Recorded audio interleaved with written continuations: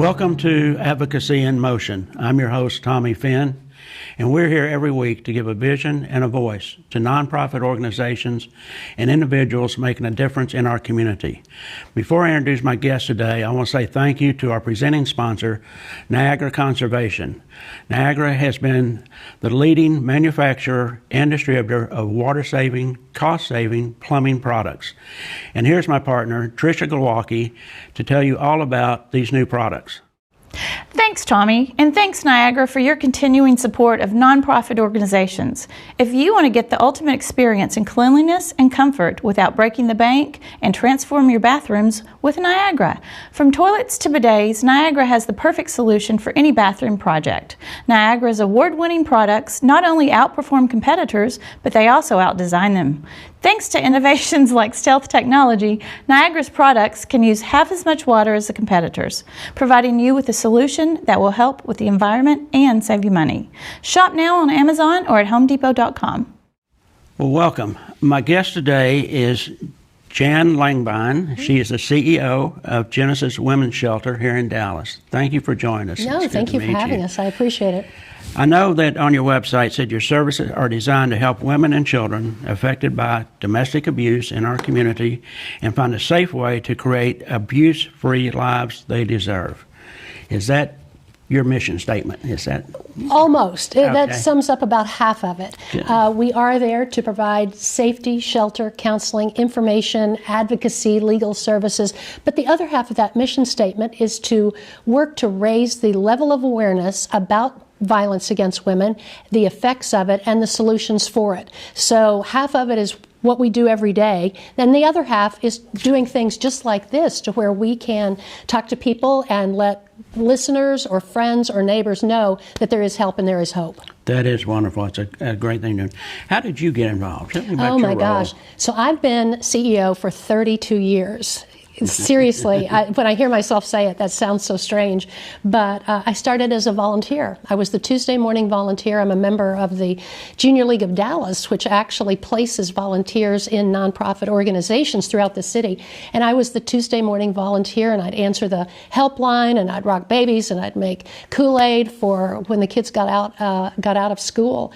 And it touched my heart. I'm not from abuse, and I guess I was shocked that somebody would beat somebody because dinner was late, or someone would hurt a child in a way that a touch that can never be untouched. I was just outraged, actually, and that anger was very motivational to me. And I ended up on the board of directors for Genesis, and one day they came and said, we need new leadership. She needs to be able to work the crowd and raise money, and out of my mouth shoots, oh my gosh, I think that's me. So I can't believe they hired me. I was a stay-at-home mom. I had never hired or fired or really read a financial statement, but that wasn't the point of it. It was, I felt led to do what I can with what I had, whatever that is. And I think that's the goal of today, is for your listeners and your viewers, just doing what they can with what they have. And I promise you, it will make a difference in somebody else's life. That is terrific. Now, you said you've been there a number of years. How's Genesis grown over those years? What have you seen most impactful? Well, yes. As I mentioned, I had never led an organization, nonprofit or otherwise. But when I first got there, it was a 7-bedroom shelter. Just overnight care, basically. Very few programs, maybe some after-school activities for the kiddos. But what I did was try to find the gaps. How does a woman get a job if she doesn't have childcare? So we put childcare on site. And how does she ever get out of abuse if she can't afford civil legal representation, if she can't afford a lawyer? So we put a legal clinic on site. Kids who weren't safe at their old school, we put a school on site. So over the 32 years that I've been there, I continue to look for what are those gaps, what are those holes that can mean defeat. And I said that in about 30 seconds. It's taken 30 years to do. But now what we are is a full service response, Tommy. We have the shelter for those who need that, but we also have transitional housing for longer term care. But our biggest footprint is our non-residential facility, where women can go who either haven't left the relationship or they've left and they have other residential resources. And so we put our arms around around that family for whatever needs they might have. So it's grown from a $400,000 budget to a multi-million-dollar budget, and and we continue to look for those gaps. What are those next steps? Domestic abuse is a subject that is out there. I know you're doing a lot for that. Tell us why it's so important to get this message out and how, you can do that. Yeah. Well, there's so many myths that surround domestic violence, right? That it only happens to certain people, that it's all her fault, or it's just for poor people, uneducated people. And those are all myths, Tommy. The truth is that it happens to 1 out of every 3 women you pass. Now, that's 1 out of every 3 in your grocery store, in your faith community, in your neighborhood. 1 out of every 3 women and teens will know violence in their own relationships. So think about that. Whether it was a disease or, somebody, an infection, somebody, coming into our country to hurt us, and it hurt every 3 houses, we would do something about it. But for some reason, this continues to be an issue that is not talked about a lot, that there are excuses made for it, which should not be. There should be no excuse for abuse. And unless we're talking about it, this can't get better. So, again, there's so many issues around it with that it's so complex, but yet somebody might say, well, why didn't she just leave it then? If it's so bad, why doesn't she just get out? And that, to me, says you really don't understand this issue. She is not the one causing the abuse. The abuse is a choice, and the abuse will not stop until an abuser stops abusing. So my goal in getting the word out is to let people know there's help and there's hope, that it's never your fault, and that I believe you. And so the more we can do that, not just me, but you, when a man stands up and says this is an important issue, it really can make a difference. I think we need to be talking about this to our medical providers, to our faith leaders. There's so many people who are involved in these people's lives that say nothing. And so what we try to do is, again, raise that level of awareness and do just what you're doing. Somebody will watch this and know there is a number, 214-946-HELP, and realize there is something out there that can maybe make a difference. Tell us, we'll come back this time and time again today of how people can help you. Help me? Help Genesis, yeah. Help Genesis. Yeah. And we'll put your phone number up on the screen and your website. But tell us ways that people can get involved or help. Well, the number one, and I never miss, as CEO, I would be a bad CEO if I didn't say this right off the bat, but money. Mm-hmm. We do not receive government funds, and so if you want to make a year-end gift, or you want to, what if it's $5 or $500,000, we feel like if people will invest in this issue, it means that it's more important to them. So yes, go to our website, get involved, make a donation, but there's also so many other ways. Not everybody can pull out their credit card, but you can clean out your closet. You can make in-kind donations at our benefit thrift store, where our moms get to shop at no cost. What we don't give away or use, we can then sell that to the community, and that money goes directly back into emergency client assistance. So that's another way. Another way is to volunteer, and there are many opportunities on our website where you can do everything from a drive at your own home, to make birthday boxes for our kids, to actually come down and rock the babies. So there are lots of ways to get involved. We also have auxiliaries. There's one in particular I wanted to kind of highlight right now, and that is our heroes. He respects others. And it's men, gentlemen like you, saying, not only am I not going to do it in my house, but I'm offended if somebody does it to you in your house. And we have over 200 men who stand up and say, I'll help you put a tricycle together. I'll be a mentor to a young boy, but I'm going to let my name and my community know that I have zero tolerance for violence against women. Our heroes are amazing. It's an auxiliary, and lots of ways of volunteerism through that. Well, that's good to know. Yeah. That is very good to know. There's so much going on there. Tell us about some of the other services you provide. I know you have some counseling. You have various things to the broader scope. Right. And, Genesis has come a long way in the 30 years. We mentioned that it has changed a lot. And when I first got there, Tommy, it would be what we called a medical model. Somebody would come to me and say, I can't eat, I can't sleep, and I cry all the time, and we'd give them a pill and say, go get a job. And then here's another pill, go get a protective order. And then here's another pill, get an apartment. And so she could do all of those things, but still come back and say, I can't eat, I can't sleep, and I cry all the time. Well, it's not about whether it was a black eye or a split lip, it's about the trauma that she has experienced. So no longer do we say what's wrong with you with that medical model, we say what's happened to you, and we walk beside her in that process of healing. So one of the things that we do right off the bat is ask her what her physical needs are. We have advocates who say, well, he broke my glasses when he punched me in the face. We can replace those glasses. I left my child's inhaler at home when I left, and we can replace that. We can get her clothes. We can get her help. We can make referrals for jobs or get her into our legal community to where she can actually have that representation that she needs in court. To ever get away, she needs somebody to walk her through the legal quagmire that she is facing. Then we also have the counseling. We have master's level, full-time employed master's level therapists who can talk about how to process the healing, how to address the trauma, so that she can get to a place where she can sleep and eat and she doesn't cry all the time anymore. That's for moms, but also for those kiddos. We have advocates and counselors for kiddos. But one of the neatest things that I'm really excited about this, I'm excited about all of it, but one of the things that we're very, very proud of is we have, in the past several years, recognized the intersection between neurodiversity and domestic violence.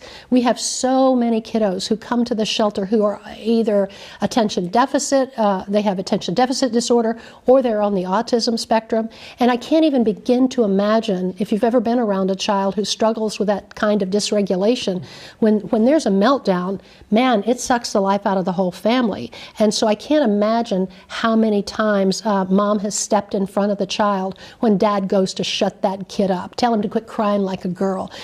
So whether they're autistic or just dysregulated from the trauma, we now have occupational therapists employed at Genesis Women's Shelter and Support, both at residential and non-residential. And we find that they can work with kids who have been nonverbal, kids who can't hold a pencil. When I first started looking into occupational therapy, I thought it was like, oh, that's just who teaches my grandmother how to walk after she's had a stroke. But the truth of the matter is, where there is any kind of dysregulation, the fear of living in that kind of abuse, these professionals can find a place where you can find a center and find a calm and begin to heal that way. So I'm very excited about that. So you actually are partnering with people like the Autism Association, or you work? We actually have our own support occupational therapist. Okay. The problem is with kiddos or anybody, you can't get treatment without a diagnosis. And for our guys who have come without insurance or no money, or he's made sure all the money goes in his account, we can't get them a diagnosis. It takes about 8 to 10 months to be seen over at Children's Medical Center. Can't get treatment without the diagnosis, and Medicaid, if that's all the coverage you have, won't pay for the treatment. So most of my kiddos who have come to Genesis have been undiagnosed and untreated. So now we are doing this on site. And just trying to, what my goal is to box that all up, how to do it, what's the equipment, where you get it, how do you install it, and give it to places like the Family Place or Mosaic or the Dallas Police Department, because I promise you it makes a difference. That is, it's so enlightening to have you here and to see so much more of what you're doing. Well, you're right, though. And I'm sorry to interrupt you, but people think because of the name Genesis Women's Shelter that means to get help you would have to leave, pack up your cares and woes, and come to a scary place, and that couldn't be farther from the truth. Again, there are so many ways to be abused financially, spiritually, of course physically, sexually, and what we do is take that whole person and address all the kinds of abuse that she has experienced. All right. Well, let me take a quick break here to recognize one of our other sponsors that makes all this possible. When we come back, I know you've got some events coming up, some fun things that people can get involved with and help out. So we'll talk about that in a minute. But I want to say thank you to Piranha Haven. This holiday season, you can give the gifts that can be remembered. Piranha Haven, Energy, Wellness, and Gifts for the Soul, a wonderful little spiritual gift shop in downtown Richardson. You'll find an eclectic collection of imported items from free trade villages, jewelry, art from local artists, and a vast array of candles, crystals, sage, and incense. You can also give yourself the gift of wellness. Energy wellness sessions improve stress and anxiety, reduce physical pain, and improve the quality of sleep. A holiday gift certificate from Piranha Haven will let you give your loved ones choose the perfect gifts for healing sessions they want. Check out the Energy Healing Sessions by Reiki Master Terry Finn at piranhahaven.com. All right. You have a saying I saw on your website. Let me get it here. Peace on earth begins at home. I just want to get that right. That is on your website, and that's about the holidays coming up. Tell us about the holidays. It's the holidays, but it's also 365 days a year. I think if we would all be better off if we stuck to that saying that peace on earth begins at home. We can't have safe communities, safe neighborhoods if people aren't safe in their own homes. We know that people who commit crimes within the home are also the people who perpetrate crimes out on the streets. So I think that's an important thing to be thinking about all year long. But of course, to your point, we use that phrase a lot. All of us use that phrase a lot during the holidays. We have an amazing way for people to get involved during the holiday season if they are so interested. We actually adopt out all our families, whether they're non-residential or residential, and they get to make wish lists of what they would like for Christmas, what they need, and what they really would wish for. So we give that information out to the community. If you and your family wanted to adopt a family at Genesis, I could say, here's a mom with 3 kiddos, and the little girl wants a pink soccer ball, and the boy wants a whatever. And then you go and shop for that family. Okay. It's then brought to Genesis. We don't let the families interact with the donors because it's a very scary time, very secret time. But we will actually get those things all bundled up and to the families that have made those wishes. So it's an easy thing when you're shopping for your kiddos or your family members. You know, take a look at a general drive even. It doesn't have to be a specific family because we have families that are going to come in on Christmas Eve, the day before, or the 2 days before Christmas, and we need to have extra gifts for them because it's too late to adopt them out. So there's just a way to get involved through that holiday effort.